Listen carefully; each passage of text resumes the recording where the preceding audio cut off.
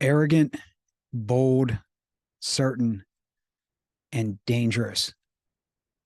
Four of my favorite concepts. Today, we'll discuss how you can apply them to your life. And some of this may upset some people, and you may disagree with what I'm saying. And if you do, you're wrong. This is reality.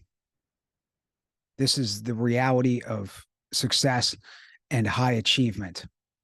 And too many times we think about things as we want them to be, or wish them to be, or as they should be. We will talk about how they are and what is and what the true reality is. Let's jump right in. We'll cover each one of the four: arrogant, bold, certain, and dangerous, and how you can apply it today to your own life, personally and professionally. First off, arrogant. Some key concepts of being arrogant. Number one, if you don't believe in yourself, no one else will. You need to become your own best friend and your own positive coach and your biggest believer. Because if you don't do that, no one else will believe in you. It all starts with you. Number two, every high achiever that you know or have seen in the media, whether it's an athlete, a professional entertainer, a billionaire, or anyone who's achieved anything of significance, every single one of them had extremely high self-belief. And you can hear it in their words, how they talk about how they think, because how we speak is just an extension of how we think. And if you listen to high achievers, someone like Michael Jordan or Oprah Winfrey or Steve Jobs, Jeff Bezos, Warren Buffett, Tom Cruise, any successful musician, entertainer, business person, school teacher, they all have extreme self-belief. That doesn't mean they don't have doubts from time to time, but those doubts are fleeting and they're eliminated as quick as possible. So to achieve great things, you have to be arrogant. You have to have an extremely high self-belief. Now, there's a difference between being arrogant and delusional. Delusional is extreme self-belief without the required work and expertise to get there. So you also must have extreme humility to know what you don't know and to constantly be learning and improving, right? If not, you become delusional, and that's pride.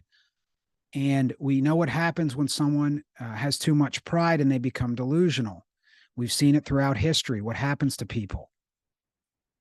It doesn't end well. So you've got to combine that arrogance, that extreme self-belief, with humility that I need to seek feedback. I need to listen to others about where I can improve, where I could be wrong, where I can get better. You have to pair it with that. Now, how does this benefit others? So for each one of our examples, arrogant, bold, certain, and dangerous, we'll talk about how this will benefit others. It's not just about you. It's about how can I be these four things to be useful to others in my life, personally and professionally. So in terms of arrogance, how does it benefit others? You'll never fulfill your potential, and you'll never best share your special gifts with the world if you don't have extreme self-belief. So there's all kinds of people who have greatness inside them, which I believe every man, woman, and child does, but they don't have that extreme self-belief to go out and do it, to share it with the world. And their impact is limited. Their positive impact is limited because they didn't have that self-belief to share their special gifts with the world. So that is why it's important not only to be arrogant for ourselves to achieve the greatness that's within every single one of us, but we're also robbing others of that gift where we could have made the world a better place. We could have made our home a better place, our workplace a better place, our community a better place if we would have had that extreme self-belief, arrogance. Number two, well, let's actually, before we go into number two, let's talk about, I'm going to share with you some quotes and concepts in terms of arrogance. Number one, this is from a quote from Sam Walton, the founder of Walmart. It never occurred to me that I might lose.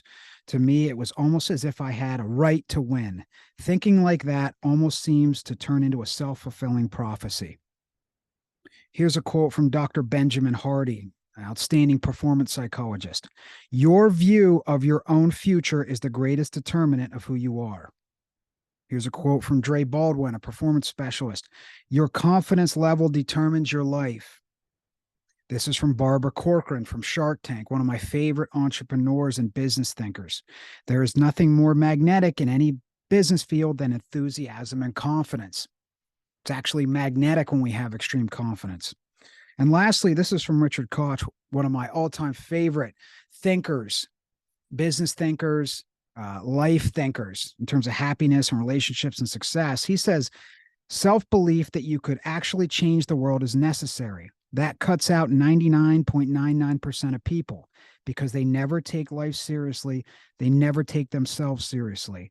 They can never actually believe that they can change things. They never actually believe that they can change things. Steve Jobs in an Apple commercial said, people who are crazy enough to believe that they can change the world are the ones who do. Right? That's from a book called Unreasonable Success. He talks about self-belief. Actually, that was a quote where he was talking about the book Unreasonable Success.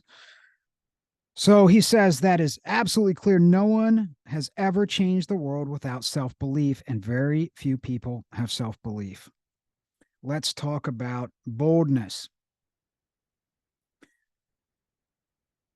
Comes down to a few things. Let's talk about two key areas, two or three key concepts in terms of boldness. Boldness is an action. Arrogance is your mindset. Boldness is an action. All right. You can have all the self-belief in the world. If you don't take decisive action, it doesn't matter. But it all starts with our thoughts, which lead to our actions, our habits, our behaviors, our results. Boldness, you need to fearlessly ask for what you need in life. Very few people do this. It's one of my favorite concepts. Fearlessly ask for what you need in life. So many people are afraid to ask for what they need personally and professionally, whether it's in a relationship they have, a personal relationship, or whether it's at work, they're afraid to ask for the promotion or a raise or whatever it may be. They're afraid to ask for a loan to start a business. They're afraid to ask for the sale when they need to sell their product or service to others. If you can't fearlessly ask in life, you'll never achieve your potential in terms of your success and happiness. You have to be able to fearlessly ask for what you need. This is boldness. To be able to fearlessly ask, you can do this without this, but I believe it'll have even more impact and you'll feel much better about it. As long as you're relentlessly giving to others and serving, you can fearlessly ask for whatever you need. So again, as long as you're relentlessly giving and serving to others personally and professionally, you should never hesitate to fearlessly ask for what you need. And even if you're not, you can still fearlessly ask for what you need, as long as it's not hurting others. Fearlessly ask for what you need. Number two, in terms of boldness, assume permission. This is a concept from one of my mentors, Dr. Alan Weiss, and one of his collaborators, Dr. Marshall Goldsmith. And he says most people don't have power taken from them. They give it up. Stop asking for permission so much and simply take permission. Simply assume permission. With the right ethical bearing, you don't commit, as long as you don't commit antisocial behavior, such as cutting a line, but you go to the elite members hotel lounge and assume you're entitled to because you have a large suite. You tell your client when, based on your criteria, there's been a bad decision. You ask a question without asking to be acknowledged first. These are all great examples of assuming permission. He goes on to say, you realize that some rules and even laws are situational and you use good judgment to guide your behaviors. You have neither an external nor an internal editor. Go out and assume permission. I say go out and assume permission. As long as you're not hurting anyone and breaking any laws or doing something unethical, assume permission. Don't wait. Too many people wait in life to be given permission to do something. You have to learn to assume it. Again, as long as you're not hurting anyone else, you're not breaking laws, and you're not hurting others. Assume permission. Now, next, in terms of boldness, and lastly, these key points, you have to ask yourself, why not me? Too many people think, not me. I can't do that. That's not for me. That's for someone else. You have to ask yourself, why not me? I'm just as good. I'm just as worthy. Why not me? Right? When you make that logical leap, it makes it much easier to act with boldness. When you assume permission, it makes it much easier to act with boldness. When you decide to fearlessly ask for what you need, it makes it much easier to act with boldness. When you make these strong decisions, you have to decide. You have to decide first. There's wishing and wanting, and there's deciding to do something. And you have to make that decision to act bold. Okay. You also, again, let's go back to humility. You have to have the humility to ask. If sometimes you don't always know, well, is this the right action? It's bold. Should I do this? Have the humility to ask for the opinions of people you respect and admire, that you trust their opinion, true experts. Am I doing the right thing? Is this the next right step? Right? Should I fearlessly ask for this? And if you have any doubts or fears about this, ask your trusted advisors, am I off the mark? Have them help you organize your thoughts and be that sounding board and hold that mirror up to you and say, yes, you should assume permission here. Yes, you need to fearlessly ask for what you need. Yes, why not you? You're just as good. You're just as worthy. So that having that humility to seek feedback on your bold actions prevents you from being reckless and hurting others. It's a great insurance policy when you really embrace boldness. So how will this benefit others? A few key ways. Number one, there are great leaders who have great ideas who could benefit others, but they don't have the boldness to fully carry out these ideas. There's great leaders in the household, parents, or in the school teachers, or in businesses, managers, or in law enforcement, police chiefs who have these great ideas that could benefit others, but they don't carry them out with boldness. So they don't have the positive impact. Number two, you'll never fulfill your potential and share your special gifts with the world if you don't act with boldness. Number three, how does it benefit others? If you have certainty, you can teach others to act with boldness, right? Who need it. If you act with boldness, you can teach others to act with boldness, and that could change their life. A few quotes and thoughts on boldness. This is from Steve Chandler, one of my favorite authors, expert on all areas of performance. It wears you out to do what others want you to do. It totally fatigues you to try to anticipate what would please and pacify people all around you. That wears you down. Being bold and focused is what creates energy, the fearless decision to do exactly what you want to do. This is by Robert Greene, author of 48 Laws of Power, 50th Law, Mastery, some real classics on performance and strategy and success. If you are unsure of a course of action, do not attempt it. Your doubts and hesitations will affect your execution. Timidity is dangerous. Better to enter with boldness. Any mistakes you commit through audacity are easily corrected with more audacity. Everyone admires the bold. No one honors the timid. Here's another quote from Robert Greene. Half a heart digs the deeper grave. If you enter an action with less than total confidence, you set up obstacles in your own path. When a problem arises, you will grow confused, seeing options where there are none and inadvertently creating more problems still. Retreating from the hunter, the timid hare scurries more easily into his snares. And lastly, this is from General George Patton, legendary World War II general for the United States.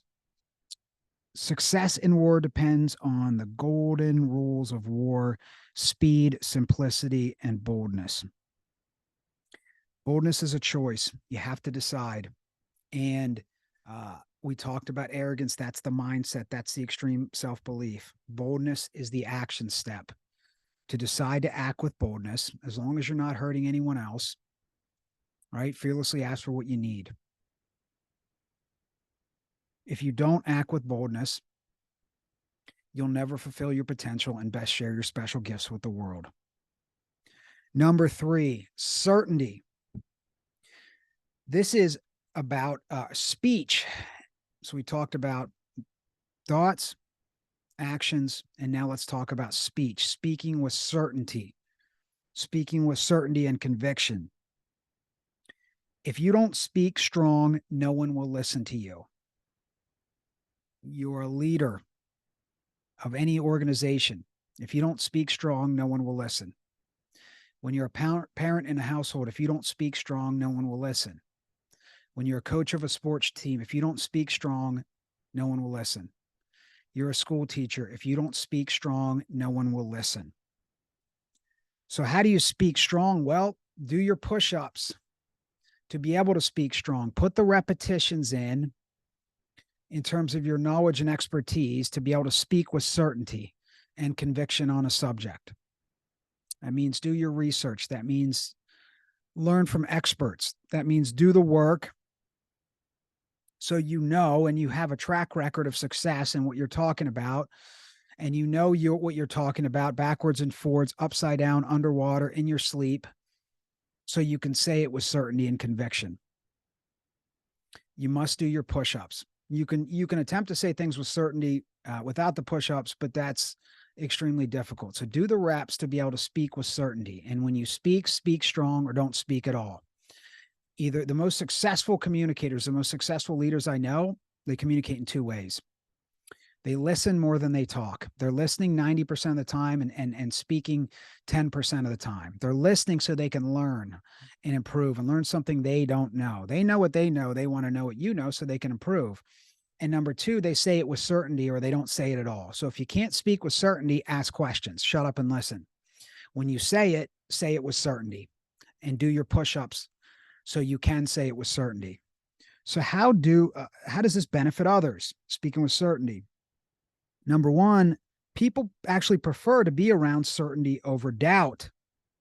People prefer to be around those who are certain rather than those who are constantly doubting themselves. Certainty is contagious. Confidence is contagious, especially when it's backed up with the push-ups, especially when it's something that can benefit others as well, what you're speaking about. And let's go back to leadership. There's many great leaders who had great ideas, who could benefit many and leave others better than they found them, but they lack the certainty to get people's attention. I see this all the time. There's brilliant leaders out there who could really make a positive impact on their communities, on the world at large, but they lack the certainty and conviction when they speak to get people's attention. And then you have those who, unfortunately, who have learned to speak with certainty and conviction, but are leading for selfish reasons, right? And they end up moving the needle and actually getting into positions of leadership and doing more harm than good because they were able to speak with certainty. Whereas you have these altruistic leaders with great ideas who could leave us all better than they found us and lead us to a better place, make tomorrow better than today, but they lack the certainty and conviction in their voice to get people's attention. Here's another way that it'll benefit others. Let's go back to, you will never fulfill your potential and best share your special gifts with the world, and we leave the world a better place if you can't speak with certainty. You'll never reach that full potential. And number 3, if you have certainty, you can teach others to have certainty. You can inspire others to have certainty. Those who have these special gifts and greatness inside them, but don't know how to take that to the highest levels of impact because they don't speak with certainty. Some thoughts on certainty. Marines believe that attitude is a weapons system. That's from General Jim Mattis, former Secretary of Defense, legendary Marine general. Attitude is a weapons system. So certainty is a huge part of attitude. So if you want to make an impact, you want to win, you want to make a difference in the world, think about your attitude as a weapons system in terms of you achieving that goal.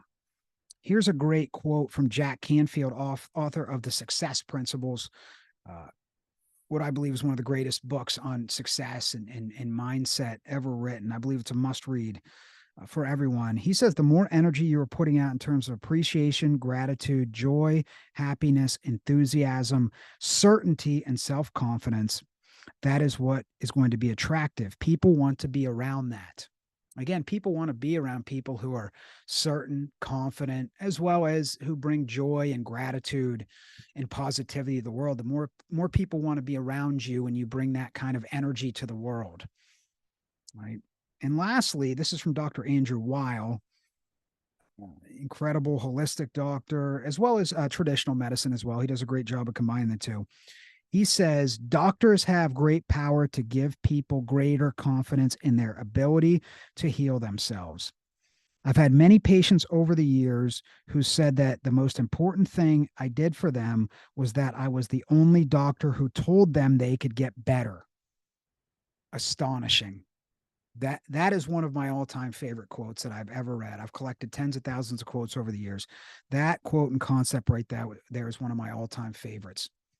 The power we have over others when we believe in them and tell them they could get better, whether it's their health or their mindset or in their career or a relationship, and that you can do this. It's actually called the Pygmalion effect, which was identified by Dr. Robert Rosenthal, a psychologist, where there's an actual effect on others.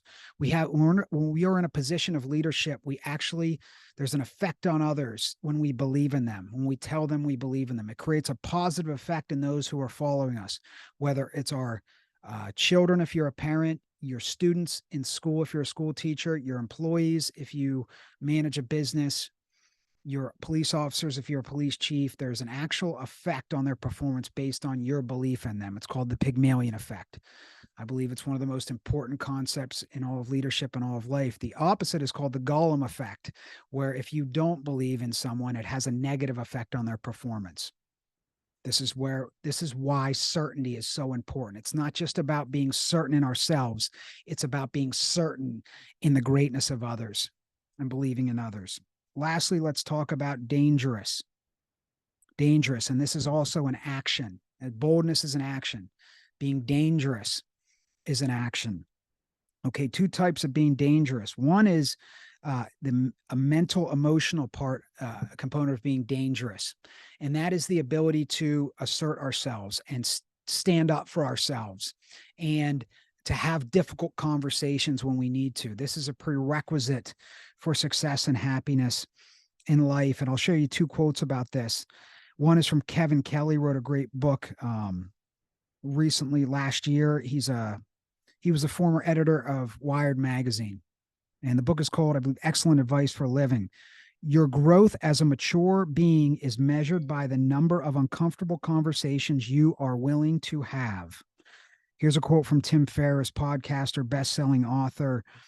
A person's success in life can visually be measured by the number of uncomfortable conversations he or she is willing to have. We have to be able to have difficult conversations in life. We have to be able to assert ourselves mentally and emotionally. We have to make ourselves dangerous, that we will not put up with mistreatment from others. We will not let others step on us. Now let's talk about physically being dangerous. And this is about being able to defend yourself and being a problem for others if they choose to make us a victim of violence. Okay. We have to have that ability, the capability to defend ourselves and be physically dangerous, to hurt others if we need to in self-defense and in defense of ourselves. Some great ways to be able to develop the physical dangerous: mixed martial arts and Brazilian jiu-jitsu, in particular, self-defense training. Okay, any type of physical self-defense training, becoming a Brazilian jiu-jitsu blue belt. That's the first level of belts, which takes about 6 months to a year. I recommend that to every man, woman, and child to be able to physically defend ourselves through Brazilian jiu-jitsu, as well as mixed martial arts training, which is boxing, kickboxing, wrestling, Brazilian jiu-jitsu, and many other martial arts. 6 months to a year of training in mixed martial arts, starting with Brazilian jiu-jitsu, I believe is a must to become physically dangerous, to be able to defend ourselves. You will move through the world differently when you can physically defend yourself. The second way, and this is the most important, which is the self-defense training of mixed martial arts, Brazilian jiu-jitsu, and others. The second way is strength and conditioning. I refer to as tactical strength and conditioning that you can apply tactically to defend yourself if you need to. So get an expert, hire a trainer, get a great program from online or through a book that will help you get in the best shape of your life so you can defend yourself. That doesn't mean that you have to become a professional bodybuilder or a professional fighter or run a marathon. It means that you want to get in the best shape you possibly can to defend yourself. Now, when you're dangerous, you can not only take care of yourself, you can also take care of others, which is excellent. You can also, more importantly, teach them to take care of themselves and inspire them through your ability to take care of yourself. Now, how does this benefit others? Of course, we just said it, be useful as a protector of others. Okay. And more importantly, if you're dangerous, you can teach others to be dangerous so they can assert themselves in the world when they need to. And I believe that the vast majority of people in the world, in my experience, are good people who mean us no harm. They're good people doing their best, living out their life. But there is a fraction of the population who do mean us harm, who have been harmed themselves, hurt people. They've been hurt themselves, and the only way they know to exist is to hurt others or take from others. So we have to, again, face the reality that there's people out there who do mean us harm, whether it's physically or mentally, emotionally, and how they treat us. Again, hurt people. And that's what happens to happen to them. So they want to hurt others. So we must be capable of being dangerous in terms of asserting ourselves. We need to verbally as well as physically. Lastly, in terms of benefiting others, you'll never fulfill your potential and share your special gifts with the world if you are being kicked around by the world all the time, in terms of that small percentage of the population who will kick you around because they see you as not dangerous, as someone they can kick around. So you have to be able to kick back at the world sometimes by becoming dangerous. So a few thoughts on dangerous. This is by Sun Tzu from, he wrote The Art of War. He who relies solely on warlike measures shall be exterminated. He who relies solely on peaceful measures shall perish. So if you're only warlike and you're only dangerous and you go through the world with a hammer all the time, you will eventually be exterminated. You'll pick a battle that you can't win, that you will lose. If you're only peaceful, and you only have that, then you will also perish. Okay, so it's a combination of both. You must know when to use to be dangerous, right? To choose to assert yourself mentally and physically if you have to. You have to know when the difference between the two, when you should and you shouldn't. And in terms of physical ability, this is from Ryan Hall, UFC champion fighter, Brazilian Jiu-Jitsu black belt. The ability to do violence, for all the good and the bad of that, is one of the fundamental, most important things to be able to do in life. Because if you can't cause destruction, if you can't cause pain, you will be forever subject to those who can. And lastly, here's a quote from Vlad Kulikov. Nobody bullies a wrestler. Nobody bullies a wrestler. Meaning, if you can defend yourself and you can assert yourself through the martial art of wrestling, right, you're far less likely to get bullied. If you learn self-defense through mixed martial arts, Brazilian jiu-jitsu, wrestling, and you get in the best shape of your life, you're far less likely to be a victim of a predator, whether it's verbally or physically. To wrap this up and tie it up in a bow, right? Arrogant, bold, certain, and dangerous. Arrogant is the mindset, that extreme self-belief. Boldness is an action. It's deciding to fearlessly ask for what you need. It's deciding to assume permission and going after what you want. It is the speaking with certainty and conviction. And it's lastly the action of danger, right? Becoming dangerous, being dangerous. And my challenge to you is to think about which one you need to improve the most. out of those four? Do I need to increase my arrogance, my extreme self-belief? Do I need to become more bold, take a bold action? Do that today. Choose a bold action and take it today. Right? Choose one bold action and start there and take it today. Choose one thought. Choose to believe in yourself today and be your own best friend, even if it's only for a minute. Do that. Be your own best friend and positive coach and biggest cheerleader. Choose one thing today and say it with certainty and conviction and watch how people respond. Okay. Choose one situation today where you need to be dangerous and assert yourself. And that may or may not come up. And it most likely, far more likely to be verbally, where you need to defend yourself and assert yourself. All right. So just make that one small choice each day, right? To be arrogant, to be more bold, to speak with more certainty, and to be more dangerous in the world. Right? Make that small choice. And as you do it over time, it adds up and you start to become more arrogant, more bold, more certain, more dangerous. And it becomes your standard operating procedure. All right. So that's one simple way to apply this. Number two would be to really focus on one of the four that you think you need to do the most. All right. And again, do this for you, for your success and happiness, and do it for those you care about the most. Your family members, your colleagues, your community. Decide to be these four things: arrogant, bold, certain, and dangerous, so you can best share your special gifts with the world, make the world a better place, and help others to do the same. I wish you success and happiness, and I wish you more arrogance, more boldness, more certainty, and to become more dangerous.